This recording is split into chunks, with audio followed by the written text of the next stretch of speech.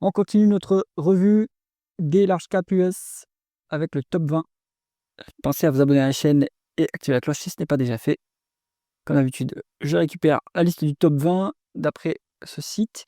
On est sur JP Morgan, Visa, Eli Lilly, Netflix, Mastercard, Oracle, Costco, ExxonMobil, Procter Gamble et Johnson Johnson. Je vous ai préparé la watchlist. Ici, on a le symbole de cotation boursière. On a le nom d'entreprise, l'industrie, capitalisation boursière, croissance, les multiples de valorisation, les rentabilités, l'endettement, dividendes, rendement d'actionnaire, free cash flow, bénéfice net et payout ratio. Première entreprise de cette liste, de ce top 20, on commence avec la plus grosse banque américaine, JP Morgan. On est sur 728 milliards de dollars de market cap, 8,7% de croissance du chiffre d'affaires en rythme annualisé sur 5 ans. Donc là, à mon avis, il y a de la croissance externe. On a 12,8 en ratio coût-bénéfice. C'est un peu élevé pour une banque. Nous, on veut du moins de 10 pour avoir une marge de sécurité. Et 2,6 en ratio court sur actifs tangibles. Il vaut mieux avoir une décote quand on investit sur une banque. Ce n'est pas le cas ici. Donc, on n'a pas les marges de sécurité nécessaires. Rendement des fonds propres à 17,4%. Excellent. Enfin, c'est plutôt bon pour une banque. 2,1% de rendement du dividende. C'est pas qu'ils sont radins, à mon avis, quoique. Le payout ratio est quand même faible, 25%. Bon, il y a 5,3% de rendement de l'actionnaire, donc il privilégie quand même les rachats d'actions, pour voir s'il les annule, mais je pense que oui. Donc 5,3, ça reste raisonnable quand même. Voilà, donc un payout ratio à 25%, mais dedans, ça n'inclut pas les rachats d'actions, évidemment. Donc JP Morgan, il n'y a pas les marges de sécurité. Maintenant, vous êtes sur la plus grosse banque américaine, too big to fail, etc. Donc normalement, vous n'avez pas trop de risques, mais plutôt, bon, c'est pas ultra généreux pour une banque non plus. On pourrait attendre un prix plus intéressant. Ensuite, Eli Lilly, donc il y a un laboratoire pharmaceutique, 687 milliards de dollars de market cap, 15% de croissance du chiffre d'affaires en rythme annualisé sur 5 ans. Ça, c'est fort comme croissance pour un secteur qui est mature. Donc, je pense qu'il y a de la croissance externe. Les multiples sont exorbitants. 33 en VE sur EBITDA, 62 en ratio coût-bénéfice, 184 en ratio coût free cash flow. C'est beaucoup trop élevé. Après, la rentabilité est excellente, 34%, c'est assez incroyable. 1,5 fois les EBITDA en dette net, pas trop endetté sur Eli Lilly, bon, c'est bien. 0,8% de rendement du dividende, à mon avis, c'est surtout parce que l'action se paye très cher que le rendement est faible. 1,2 en rendement d'actionnaire, bon, voilà. C'est pas exceptionnel. Payout ratio il est à 43%, mais je pense qu'on a même versé une partie de ce dividende à crédit, puisque les free cash flow sont bien moins élevés que les bénéfices nets.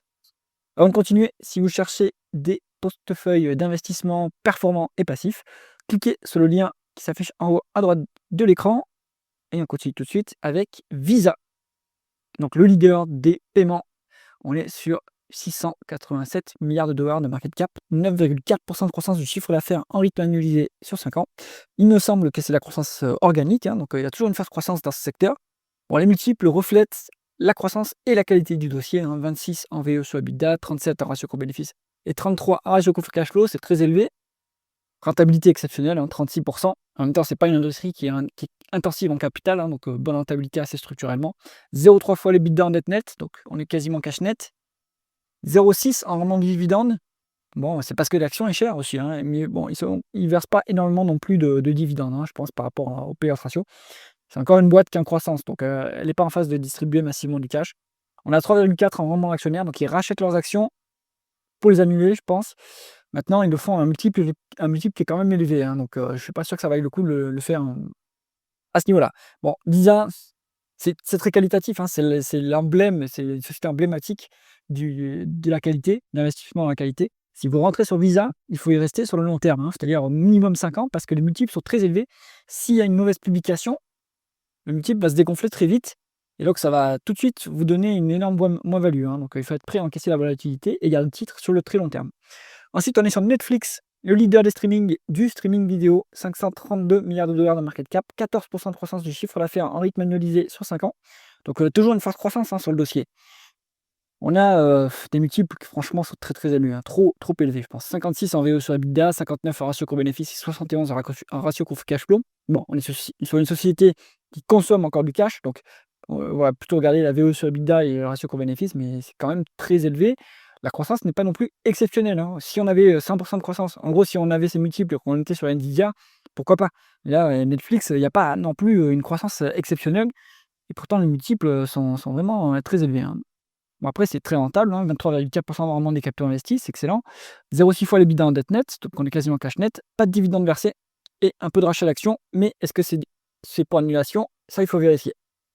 Bon, Netflix, plutôt à l'écart, hein, quand même, c'est trop cher. Mastercard, donc le numéro 2 des paiements, 532 milliards de dollars de market cap, 11% de croissance du chiffre d'affaires en rythme annualisé sur 5 ans, donc toujours une forte croissance. Des multiples très élevés, 30 en VE sur EBITDA, 41 en ratio coût-bénéfice et 35 en ratio coût cash flow. À mon avis, ça c'est quand même trop cher, hein, même si il y a la croissance en face. Bon, la rentabilité est hors norme, 57% en rendement des capitaux investis, franchement, incroyable. Il faut regarder le rendement des fonds propres, 188%. Ça veut dire qu'ils rachètent massivement leurs actions pour diminuer le capital. Donc forcément, ça vous donne des rentabilités en rendement des fonds propres qui sont excellents. 0,6 fois l'EBITDA dette net, donc pas trop endetté. 0,5 en rendement du dividende. Bon, ce dividende, il a la marge pour augmenter vu le payout ratio. Il y a des rachats d'actions. Il faut voir si c'est pour annulation, mais je le pense. Donc Mastercard, c'est comme Visa. Si vous rentrez là-dessus, il faut rester longtemps, hein, parce que vous avez des risques de déconvenus s'il y a une mauvaise publication, et ça peut faire mal en termes de moins-value. Donc moi, je suis plutôt à l'écart de ce genre de dossier. Et pour un investisseur qualité, pourquoi pas. Oracle Corporation, donc initialement, c'est bon, du logiciel, surtout dans les bases de données, initialement. Après, ils sont diversifiés, évidemment. Ils font surtout la croissance par acquisition. 480 milliards de dollars de market cap, 6% de croissance de chiffre d'affaires en rythme annualisé sur 5 ans. Croissance externe, hein, à mon avis, plutôt. On a 24 en VE sur EBITDA, 40 en ratio coût-bénéfice et 82 en ratio coût cash flow. Non, là, je pense que c'est trop cher, hein. Vu la qualité du dossier, c'est trop cher, je pense. On est à 13,3 en rendement des capitaux investis, pourquoi pas, mais après, c'est du logiciel, hein, donc structurellement, ça doit être rentable. C'est pas exceptionnel non plus ici, hein. 3,7 fois l'EBITDA en dette nette, c'est trop endetté. Donc, ils font des acquisitions tout le temps, je pense, et du coup, ils n'arrivent pas à se désendetter, quoi. 1,2% de rendement du dividende, pareil pour le rendement de l'actionnaire. Payout ratio à 36,5, free cash flow 2 fois moins élevé que les bénéfices nets. Donc attention, ce dividende n'est pas forcément augmenté. Alors, Oracle, là, ce que je vois ici, c'est que pour l'instant, ça ne s'améliore pas. Ça fait plusieurs fois que je la vois en skinner, là, et que les multiples restent pas terribles. Surtout la dette, hein, c'est pas terrible. Donc Oracle à l'écart. Ensuite, on est sur Costco. Alors, ici, ils nous mettent grande distribution, mais c'est un modèle particulier, hein. C'est pas la grande distribution comme Walmart, hein, c'est la grande distribution avec membership, hein, c'est-à-dire qu'il faut s'abonner avec un abonnement du coup. Et ils font plus d'argent sur l'abonnement que sur ce qu'ils vendent en gros. Donc le modèle est un peu différent. On est sur 448 milliards de dollars de market cap, 11% de croissance du chiffre d'affaires en rythme annualisé sur 5 ans. Je pense que ça, c'est la croissance organique encore.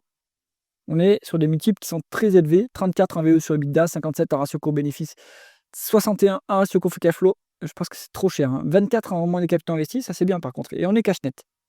Le dividende, 0,46%, c'est pas exceptionnel. Bon, on a les moyens de verser ce dividende, mais il pourra augmenter assez fortement par la suite. Costco, moi je pense qu'il faut absolument être à l'écart de ce genre de boîte, ou comme Visa et Mastercard, parce qu'on est sur la qualité ici, vous devez la garder au minimum 5 ans. Voilà, c'est à vous de voir. ExxonMobil, tout à fait différent ici, on est sur le leader US de l'oil and gas, donc 439 milliards de dollars de market cap, 5,6% de croissance de chiffre d'affaires en rythme annualisé sur 5 ans. Donc ça, c'est de la croissance externe, hein, parce qu'il n'y a plus de croissance dans le domaine. Et aussi, il faut voir la part volume par rapport à la part prix, hein, puisque en fait, comme c'est des commodités, on subit la variation du cours des hydrocarbures sur ce genre de dossier. Donc le plus important, c'est de regarder la production en volume, comment elle évolue. 6,2 en VE sur EBITDA, on évalue 13,5 sur le ratio coût-bénéfice. Alors, c'est une boîte qui est censée normalement dégager du cash, hein, puisque c'est un secteur qui est mature. Et là, on a free cash flow moins élevé que les bénéfices nets. Donc, temporairement, ils ont monté la dépense en capital. Il faut voir si c'est structurel, mais je ne pense pas, hein, vu que c'est quand même mature. Bon, les multiples de PE et de price to free cash flow sont quand même pas value, eux. Il faudrait que ça soit en dessous de 10. Ils sont plutôt, on va dire, raisonnables. Mais bon, le multiple de 6,2 en VE sur EBITDA, lui, est value. On a vraiment des capitaux investis qui est à 8,8%, ce qui est pas si mal, hein, pour un secteur qui est intensif en capital. 0,3 fois les l'EBITDA en dette nette, donc le bilan est clean, 3,9% de rendement du dividende et 8,8% en rendement actionnaire. Rachat d'actions colossaux. Il faut voir si c'est pour annulation, mais je le pense, hein, je suis presque sûr que c'est pour annulation. Donc ça, c'est pas mal, hein, d'un point de vue rendement de l'actionnaire. On est sur le free cash flow moins élevé que les bénéfices nets, c'est un payout ratio qui est à mon avis à 55-60%. C'est soutenable à ce niveau quand même. Donc Exxon, pourquoi pas.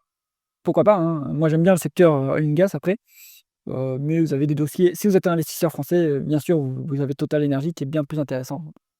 Maintenant, si vous voulez diversifier, que votre PEA est plein en compte titre, on peut mettre du ExxonMobil. Ensuite, Procter& Gamble. Donc là, on est sur la consommation non discrétionnaire, 382 milliards de dollars de market cap, 4,4% de croissance du chiffre d'affaires en rythme annualisé sur 5 ans. Croissance externe ici uniquement, hein, il n'y a plus de croissance sur le secteur. Des multiples pourtant qui sont hyper élevés, 16,6 en VE sur EBITDA, 26 en ratio coût-bénéfice et 25 en ratio coût cash flow. Vu la croissance en face, je trouve ça cher payé. Hein. Après, il y a une bonne rentabilité, hein, 20% de rendement des capitaux investis, ça c'est bien. 1,2 fois l'EBITDA en dette nette, donc le bilan est pas trop lourd. 2,6% de rendement du dividende, c'est intéressant. 3,8% de rendement de l'actionnaire. Il faut voir s'ils annulent ces actions, je le pense. Bon, on pourrait quand même espérer avoir minimum 3% de dividende hein, sur ce genre de dossier où il n'y a pas de croissance. PE tracé 63%, donc ne va pas pouvoir l'augmenter ce dividende. Voilà, moi je pense qu'il faut attendre qu'on tombe à des multiples plus bas et en fait, c'est le genre de dossier qu'il faut avoir à 5% de rendement du dividende, hein, parce que c'est l'unique qui est terrible ce genre de boîte. Johnson & Johnson, le laboratoire pharmaceutique, 370 milliards de dollars de market cap, 1,6% de croissance du chiffre d'affaires en rythme annualisé sur 5 ans. Donc il n'y a pas de croissance. 12,7 en VO sur EBITDA, 17 en ratio co-bénéfice, 18 en ratio co-free cash flow. Bon, on est aux US. C'est normal qu'on ait des multiples plus élevés, mais ça reste un peu cher quand même hein, pour une pharma qui a des risques spécifiques et qui n'a pas de croissance. Donc un peu cher, je trouve. 15% de rendement du capital investi, ça c'est plutôt bien. 0,4 fois les l'EBITDA en dette nette, quasiment cash net. 3,4% de rendement du dividende, 3,8% de rendement de l'actionnaire. Donc c'est intéressant à ce niveau quand même. Un payout ratio à 55%. Bon, ça ne va pas augmenter beaucoup plus, à mon avis, ce dividende. Voilà. Si vous pouvez investir dans les pharma, pourquoi pas, mais je trouve ça un peu cher payé. Alors, qu'est-ce qu'on garde en fonction des profils? Si vous faites de la qualité, on peut aller sur Visa, Mastercard et sur Costco, mais ça, c'est minimum 5 ans. Sinon, vous allez avoir mal en cas de publication qui passe pas bien. Value slash dividende, mais quoique pour un entier, on veut quand même avoir 5% de rendement du dividende. Donc, dans un profil plutôt value, on va dire, allez, ExxonMobil, pourquoi pas. Vous pouvez prendre du Netflix, après, si vous aimez la croissance. Mais là, pareil, là, il faudra la garder plus de 5 ans hein, pour éviter, pour être capable de supporter des moins-values potentielles. Et voilà, c'est à peu près tout ce que je garderai dans cette liste. J'espère que cette vidéo vous a intéressé. Mettez un pouce vers le haut et moi, je vous dis à bientôt.